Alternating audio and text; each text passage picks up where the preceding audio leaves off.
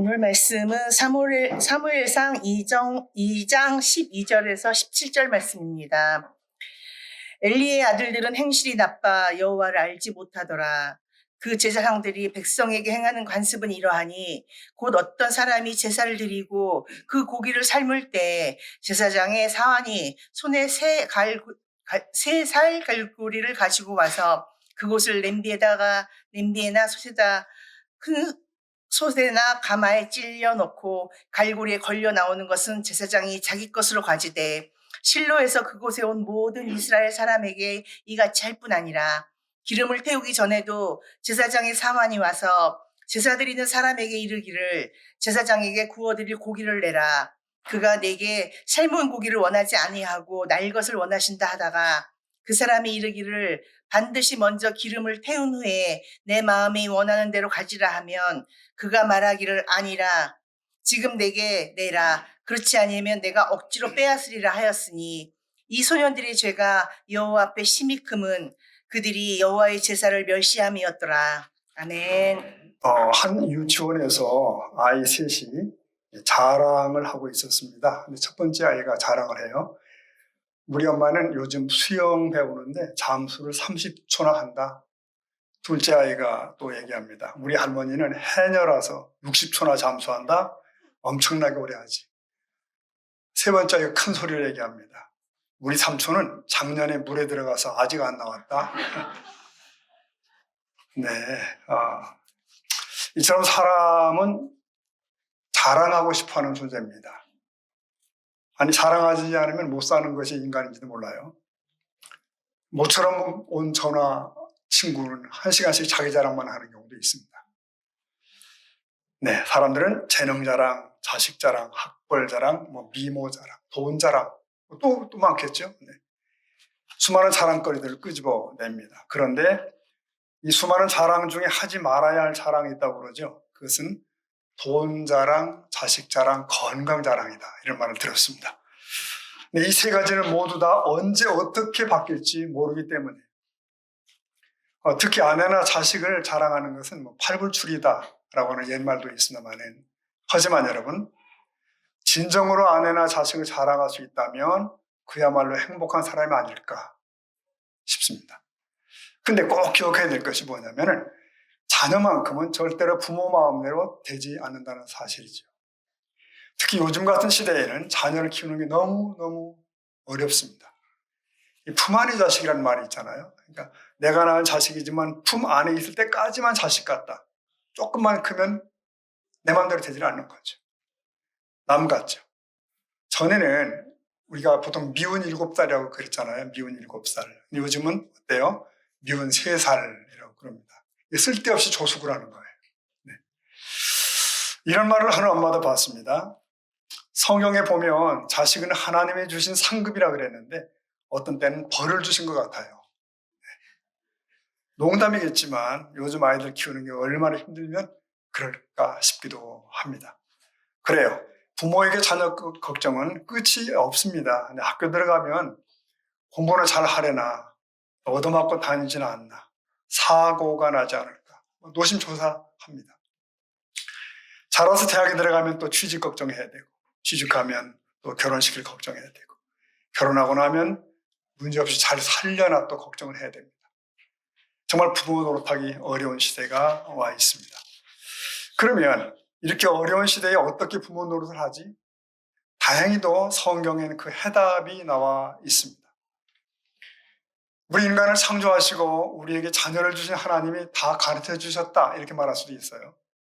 근데 이 해답을 제쳐두고 자꾸만 세상 방법에만 매달리기 때문에 점점 더 어려워지는 게 아닌가 하는 생각을 하게 됩니다. 아무리 부모 노릇이 어려워도 하나님 말씀 속에서 실마리를 찾으면 승리할 수 있을 줄로 우리는 믿습니다. 성경을 살펴보면 많은 가정들이 있고요. 많은 부모들이 있습니다. 그들이 모두 성공하고 모두 모범이 된 건 아니에요. 오늘 본문에 나타나는 사람 엘리는 사실 자식 교육에 철저히 실패한 사람입니다. 그는 제사장이자 사사였습니다. 당시는 종교와 정치가 하나로 통합되어 있었거든요.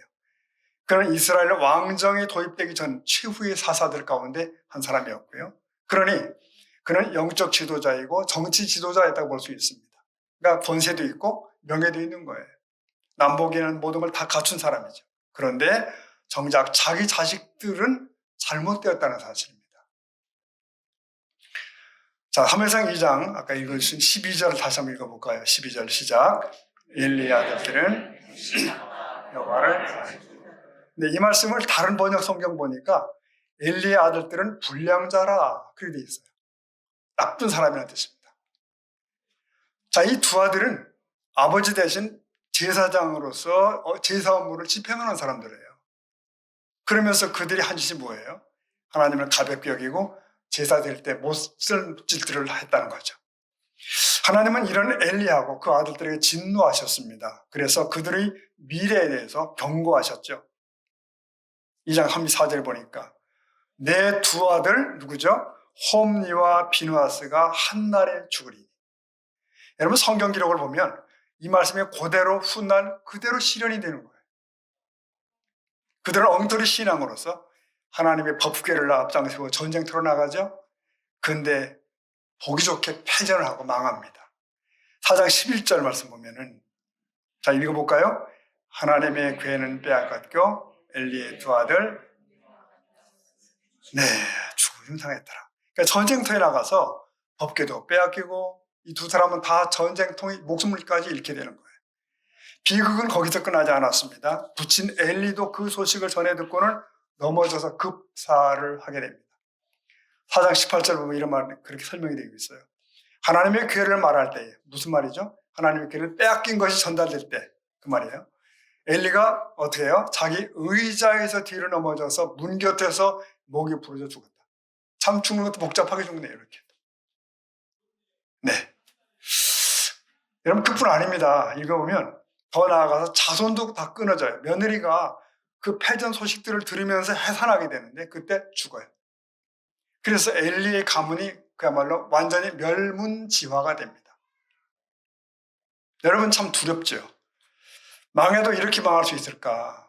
이스라엘 최고의 명문가인 줄 알았는데 이렇게 망해버린 거예요. 왜? 그것은 자식 교육에서 실패함으로 생긴 비극이다라고 정리해 볼 수가 있습니다. 그런데 당시대의 모든 가정들이 그런 건 아닙니다. 거의 비슷한 시기였습니다. 우리는 그 즈음에 나오는 엘가나와 한나 이 부부를 보게 됩니다. 특히 아내 한나는 기도 여인으로 유명하잖아요. 이 가정은 근데 사실은 평범했습니다. 그러나 그들은 자식 교육에 승리함으로써 이스라엘의 명문가로 등장을 하게 되죠. 한나의 기도와 돌봄을 입은 아이는 한 시대를 구원하는 사사요 겸 선지자가 됩니다. 바로 사무엘 얘기입니다. 사무엘. 그래서 엘리가 잃어버린 축복과 영광이 한나의 가정으로 돌아간 것이죠. 무서운 사실입니다. 우리는 이 두 가정을 살펴보게 됩니다. 아무리 부모가 유식하고 잘났어도 자녀 교육에 패할 수 있다는 사실을 보게 됩니다. 그리고 자녀 교육에 실패하면 인생도 사실은 어긋나게 됩니다. 비록 우리가 평범해도 하나님의 방법으로 자녀를 기르면 인생에서 승리할 수 있습니다. 부디 우리 사막교회 식구들은 가장 소중한 이 문제에서 승리할 수 있기를 축복합니다. 자, 그러면 과연 엘리가 왜 자녀 교육에서 실패했는가? 노력이 부족했을까? 자식 사랑을 안 했을까? 아니죠. 모든 부모들이 그렇듯이 엘리도 자식을 사랑했습니다. 문제는 잘못된 사랑했다는 거죠. 하나님께서 그 실패의 원인을 지적을 하십니다. 29절에 보니까 내 아들들을 나보다 더 중히 여겨. 여기 내 아들들을 엘리 말합니다. 하나님보다 더 중히 여겨. 내 백성 이스라엘이 드리는 가장 좋은 것으로 너희들을 살찌게 기름지게 하느냐. 그게 아니라는 거죠. 30절 보면은 그러므로 이스라엘의 하나님 나 여호와가 말하노라. 뭐라고 읽어볼까요? 시작. 내가 전에 내 집과 내 조상의 집이 내 앞에 영원히 행하리라 하였으나 이제 나 결단코 그러하지. 이게 무슨 말씀이죠? 엘리는 하나님보다 자식을 더 사랑하고 더 집착했다는 얘기예요. 여러분 기억을 하셔야 됩니다. 하나님은 우리 인생의 주권자이십니다. 우리가 아무리 발버둥 쳐도 하나님이 도와주셔야 되고 하나님이 축복하셔야 되는 거거든요. 그러므로 우리 인생에서 중요한 것은 이 하나님의 주권을 존중하는 거예요. 하나님보다 더 크게 보고 더 귀중히 여기는 게 나의 삶 속에는 없어야 된다는 거죠. 왜? 그게 바로 우상이니까요. 자식도 하나님보다 집착하면 우상이 되죠. 하나님이 제일 싫어하는 것입니다. 하나님을 귀히 여기면 하나님의 자식을 축복하십니다. 하나님을 무시하면 하나님이 외면하시죠. 엘리는 여기서 착오를 일으킨 겁니다. 소위 인생의 우선순위 설정에서 착각을 하게 된 겁니다. 잘못된 거예요. 여러분, 마치 그 와이셔츠에 단추를 끼울 때 첫 단추를 잘못 끼우면 어떻게 돼요? 다 잘못되죠. 나중에 바로 잡으려면 다 풀어야 되죠. 우리 인생도 마찬가지 아닐까요? 먼저 하나님과의 관계를 올바로 정립해야 됩니다. 하나님을 가장 귀히 여길 때 인생이 잘 풀려가기 시작합니다. 이 점에서는 자녀 양육도 마찬가지 원리죠. 인생 만사가 결국은 하나님의 손에 달려있다고 본다면, 하나님을 무시하고 잘 되기를 바란다면 그 역시 어불성설입니다. 여러분 명심할 것이 있습니다. 하나님은 최우선 순위에 있습니다. 인생의 제일 꼭대기에 하나님을 모시기를 바랍니다. 그럴 때 나 자신의 인생도 정리가 됩니다. 그리고 자녀 교육에서도 승리할 수가 있습니다. 그러면 하나님을 최우선 순위로 삼는 것은 구체적으로 어떤 것이냐? 어떤 것일까? 본문 성경을 쭉 살펴보면 다음 몇 가지로 정리해 볼 수가 있습니다. 네, 하나님 말씀을 최고의 권위로 여기 인정하는 것. 그가 하나님을 가장 귀히 여기는 사람입니다. 여기 엘리의 아들들이 망가진 근본적인 원인이 나와요. 그것은 결국 그들이 말씀을 무시한 거예요. 자, 2장 12절 읽어보면 엘리의 아들들은 행실이 나빠서 뭐예요? 여호와를 알지 못하더라. 여기서 알다라고 하는 말이 야다라는 말인데 이건 관념적 지식이 아니라 경험적 지식을 의미하죠. 즉 그들이 하나님을 머리로는 알았지만 그냥 형식적이었다는 거예요. 그냥 정말 그들이 살아계신 하나님, 자신의 인생을 주관하시는 하나님임을 체험치 못했다. 하나님을 체험하는 것은 하나님의 말씀을 통해서 가능합니다. 성경은 살아계신 하나님의 말씀 기록이죠. 이 말씀을 듣고 따를 때 성령께서 역사하셔서 하나님을 만나고 체험하게 하십니다. 근데 그들은 말씀에 귀를 기울이지 않음으로써 하나님을 알지 못하는 사람들이에요. 알지 못하더라. 자, 그러면 사무엘을 보십시오. 그럼 어떻게 하나님을 만나죠? 말씀을 통해서. 사무엘상 3장 10절에 보면은 10절 읽어볼까요? 시작. 여호와께서 이마에 서서 전과 같이 사무엘이 이르되 주의 종이 듣겠나요? 보세요. 사무엘은 어린 시절부터 하나님의 말씀을 듣는 사람이에요. 그 영적으로 어두운 시대인데 참 그 희귀한 일입니다. 감격스러운 일이에요. 근데 엘리와 아들들은 제사장들이었지만 그냥 형식적으로 신앙생활을 하는 거죠. 형식으로 제사 드리고 하나님의 말씀을 듣지 않는 사람들이에요. 여러분, 아무리 강조해도 지나치지 않은 것이 있습니다. 디모데후서 3장을 읽다 보면 성경에 어떤 책인지 설명되어 있잖아요. 그리고 얼마나 유익한 것인지도 설명되어 있습니다. 성경은 성령의 감동으로 기록되었다. 이걸 배우고 익힐 때 구원을 받아요. 선한 사람으로 만들어져 갑니다. 세상에 어떤 지식이나 학문으로도 이런 것은 얻을 수가 없는 거죠. 그러니까 아무리 도덕을 연구해도 그 지식으로 선한 인간 되지 않습니다. 겉사람은 변해도 속사람의 근본은 변화되지 않아요. 뿐만 아니라 여러분, 더 나아가 성경은 축복의 기준일 수 있습니다. 하나님이 약속하셨어요. 축복의 방편으로 말씀을 주신 거라고 볼 수 있습니다. 그래서 그 기준에 적합하면 축복이요, 적합치 않으면 저주입니다. 이것은 인생의 법칙입니다. 그 상세한 내용들이 신명기에 많이 나오는데요. 특별히 사람들은 신명기 28장을 축복장이라고 부르잖아요. 축복의 장. 이 말씀대로 살면 온갖 축복이 넘쳐나리라, 복이 너를 항상 따라다니리라. 이게 얼마나 놀라운 얘기들이에요. 근데 이 28장의 뒷부분 가보면 이번에는 저주의 내용이 이어져 나와요. 이렇게 시작되죠. 28장 15절에 보니까 네가 만일 내 하나님 여호와의 말씀을 순종치 아니하여 내가 오늘날 내게 명하는 그 모든 명령과 규례를 지켜 행하지 아니하면, 그 다음 읽어볼까요? 이 모든 저주가 그래요. 그러면서 요 뒤로 계속 뒤이어 뭐가 나오냐면 온갖 저주들이 나열됩니다. 궁금한 분들은 집에 가 다시 한번 읽어보시면 나옵니다. 그리고 끄트머리 19절 가보면 이렇게 마무리 쳐요. 내가 들어와도 저주받고 나가도 저주를 받으리라. 성경 이런 말씀까지 있어요. 보십시오. 하나님의 말씀대로 살지 않으면 저주가 너를 덮치리라. 너를 따라와 붙잡는다는 거예요. 화를 자초한다는 거죠. 무서운 일입니다. 결코 이래서는 안 되겠죠. 그러므로 우리 자녀들에게 성경을 귀하게 여기는 마음을 어찌하든 간에 심어야 됩니다. 어릴 때는 성경 동화도 유익하죠. 철들어서는 말씀을 접할 수 있는 모든 기회들을 우리가 만들어 봐야 됩니다. 부모가 성경 읽는 모습을 보여주는 것도 굉장히 중요하죠. 그리고 살아가면서 말씀을 소중히 여기는 자세를 보여주는 건 실제입니다. 우리가 대소사 가정 문제를 풀어갈 때 우리 가정은 말씀대로 한다. 이런 실제들을 보여줄 수 있다면 최고입니다. 그렇게 해서 말씀을 우선하는 하나님 사람들로 우리 자녀들이 세워지기를 축복합니다. 그리고 더 나아가 하나님을 귀히 여기는 것은 예배를 통해 나타납니다. 예배는 하나님을 만나서 그분을 높여드리는 거예요.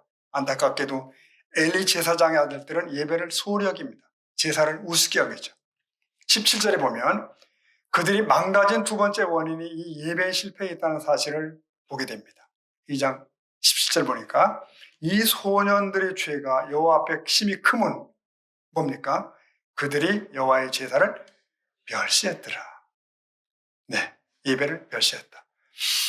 당시 제사장은 백성들이 제사를 드려주고서 남은 재물 중에서 일부를 취하게 돼요. 그래서 생계가 유지되고 다 그렇게 돼요. 근데 엘리 아들들은 이 규정을 어기고 제사를 회방하는 사람들이에요. 그들은 삶은 고기들을 창으로 다 건져가고 나중에는 아예 제사 드리기 전에 생고기를 뺏어갔다. 오히려 백성들이 말려하는 지경이에요. 그러시면 안 된다. 그들은 이렇게 예배 생활에서 실패했고 더 나아가 회방까지 놓았습니다. 반면에 사무엘은 어때요? 사무엘은 어려서부터 예배를 귀히 여겨요. 네, 1장 28절 보니까 그러므로 나도 그를 여호와께 드리되, 이거 한나 말입니다. 아이의 평생을 사무엘의 평생을 여호와께 드리나이다. 한나 그랬죠. 그리고 그 아이는 여호와께 거기서 경배하니라. 자, 그 아이는 경배로 시작되는 삶을 시작하죠. 그 다음 2장 11절 가보면 엘가나는 사무엘의 아버지입니다. 라마에 자기 집으로 돌아가고 그 다음 읽어볼까요? 그 아이는 제사장 엘리 앞에서 여기서 그 아이는 물론 사무엘입니다. 네. 그러니까 사무엘을 이렇게 정리하면 여호와께 경배하고 여호와께 섬기고 경배하니라 섬기니라. 여기서 엘리 아들들과 사무엘의 인생길이 완전히 갈라지는 것입니다. 전혀 달라요. 여러분, 성경에서 강조를 거듭하는 게 뭐죠? 사실은 예배죠. 예배는 신앙의 기초이고 종합이죠. 예배의 승리자가 인생의 승리자입니다. 예배의 실패자는 결국 인생의 실패자로 말할 수가 있습니다. 그런데 간혹 성도들 중에도 자녀들의 예배 생활에 너무 무관심한 일들도 있습니다. 심한 경우 자녀의 예배를 방해하는 일들도 있어요. 얘야, 네가 주일 예배 갈 때냐? 이 다음에 가고 지금은 학원에나 가라. 이런 경우도 보았어요. 네. 이 정도가 되면 한마디로 자녀의 인생을 가로막는 겁니다. 자녀를 위한다고 하는 일이겠지만 하나님이 제일 싫어하실 방향으로 방향을 잡히는 거예요. 그러면서 자녀가 잘 되기를 바라는 것은 착각일 수도 있습니다. 여러분, 예배는 정말 중요합니다. 인생에 있어서. 그리고 신앙의 기본이요, 인생의 기본입니다. 자녀들에게 주일을 꼭 지킬 수 있도록 지도하십시오. 그것을 위해 우리 자신부터 주일 성수를 하고 예배를 귀히 여겨야 될 줄로 믿습니다. 아이가 예배를 중히 여기고 있다면 그는 일생에 큰 자산을 이미 가지고 있는 거예요. 네. 자, 엘리 아들들이 실패한 원인 또 하나 있습니다. 인격의 우선순위를 놓쳤다라고 말할 수 있습니다. 세상 공부, 좋은 직업, 재산보다 더 중요한 것은 사실 인격이죠. 하나님은 우리의 외모나 시력보다 인격을 보십니다. 인격이 망가지면 다 망가지죠. 엘리는 아들들이 악행을 한다는 소문을 듣고도 방치합니다. 그러니까 남에게는 엄격했지만 내 자식에게는 너무 관대한 거예요. 그들의 인격의 중요성을 망각한 것이죠. 엘리의 두 아들에 대한 소문이 퍼졌어요. 성막에서 일하는 여인들을 희롱하더라. 소문이 퍼졌습니다. 그러면 그때 아버지 엘리가 어떤 반응을 보였어야 되냐는 거죠. 어떻게 했어야 되는 겁니까? 자, 2장 24절 보면 엘리 아버지가 아들들에게 이렇게 얘기합니다. 24절 읽어봅니다. 시작. 내 아들들아 그리하지 말라. 내게 들리는 소문이. 네. 어떤 느낌이 드시나요? 이 구절 보면. 여기서 최소화도 단호함은 보이지 않죠. 인격적으로 망가지는 아들들을 호되게 책망하는 거 보이지 않습니다. 바로잡지 못한 거죠. 그저 야들아 그렇게는 하지 말라. 이 정도 수준. 사람들 소문이 걱정이다. 이 정도 수준이에요. 그러니까 엄중하신 하나님의 눈을 망각하고 잊고 있어요. 소문이 걱정이래요. 여러분 이건 좋지 않은 정도가 아니라 심각한 것입니다. 네. 반면에 똑같은 시기에 사무엘은 어떻을까요? 2장 26절 말씀입니다. 읽어봅니다. 26절 아이 사무엘이 점점 사람의 여호와 사람들에게 은총을 바로 이것입니다. 이게 정답이죠. 그는 어린 시절부터 인격적으로 성장합니다. 하나님의 은총을 받습니다. 뿐만 아니라 사람들의 칭찬을 받습니다. 네, 정말 인격입니다. 그래서 성경을 쭉 읽다 보면 이후로도 사무엘은 그 길로 가요. 계속 깨끗하게 살았습니다. 평생의 직분을 마치고 퇴임사를 할 때도 백성들에게 아무런 흠도 잡히지 않아요. 네, 부럽죠. 어려서부터 그렇게 자랐고 그 순수함을 평생 지켜갑니다. 그렇습니다, 여러분. 공부보다 재주보다 더 중요한 것은 덕성이다. 그런 말을 들었어요. 이런 말이 있습니다. 재승덕이냐 덕승제냐 그런 말. 그러니까 재주와 덕성 중에 어느 쪽이 더 중요하냐 그 얘기예요. 덕승제랍니다. 네. 재주보다 덕성이 앞에 있어야 된다. 물론 공부 잘하면 뭐 좋고 출세하면 뭐 좋죠. 그런데 설사 그러지 못해도 신앙이 좋으면 됩니다. 신앙 인격이 갖추어지면 길이 있습니다. 그리스도의 향기가 되니까. 그러면 하나님도 도와주십니다. 신앙이 있으면 가난해도 못 배웠어도 그래서 승리할 수가 있는 거예요. 그러므로 부모가 신앙 지도해 주는 것보다 더 중요한 것은 없는 거죠. 여러분 그 콜게이트 치약 아시죠? 네. 윌리엄 콜게이트라는 사람의 얘기 제가 봤는데 그가 이제 콜게이트라는 세계적인 회사를 창립했잖아요. 이 콜게이트는 미국에서 가장 많이 쓰이는 치약이고 전 세계 8억 정도 인구가 쓰고 있답니다. 이 사람이 본래 영국의 아주 가난한 집안에서 자랐대요. 아버지는 중풍병자, 어머니는 폐결핵 환자 이런 상황. 하도 가난해서 아무 소망이 없어서 그가 이제 미국으로 건너갈 결심을 하게 된 거죠. 그래서 떠나는 그에게 어머니가 눈물을 흘리며 당부를 했답니다. 뭐라고? 너 어딜 가든지 꼭 주의를 지켜라. 그 이제 배를 탔는데 돈이 없어. 그래서 무임승선을 하게 된 겁니다. 잡혔어요. 도중에. 근데 다행히 알고 보니까 이 선장이 동네 어른이셨어요. 이 아이라는. 그래서 선장이 이 아이 사정을 다 듣고 이 아이의 손을 꼭 붙잡고 기도를 해줬답니다. 그러면서 세 가지 중요한 교훈을 남겼다네요. 너 이 세 가지 꼭 지키면 반드시 성공할 거야. 그랬답니다. 그러면서 한 말이 뭘 하든지 하나님 중심으로 해라. 그 다음 돈 벌면 11조 꼭 해라. 그 다음 정직하고 성실해라. 이 세 가지를 아버지 대신 참 선장님이 준 거예요. 교훈을. 뉴욕에 도착한 그가 이제 맨 먼저 한 게 뭘까요? 교회에 등록을 했답니다. 한 교회 등록하고 열심히 생활을 하고. 근데 뭐 처음에는 비누공장 직공으로 들어가서 시작을 했답니다.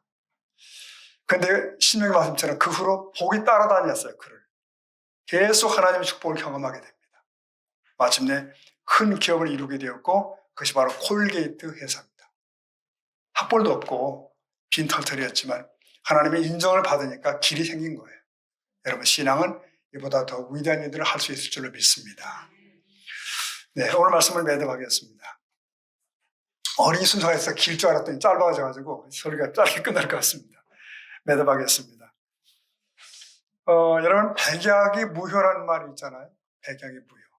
100가지 처방을 해서 소용이 없더란 얘기죠. 그러니까 우리가 자녀 양육에 있어서도 그렇습니다. 기도를 뺀다면 백약이 무효입니다. 자녀 교육은 누구도 장담할 수 없기 때문이에요. 엘리 가문이 그래서 그렇게 망한 거죠.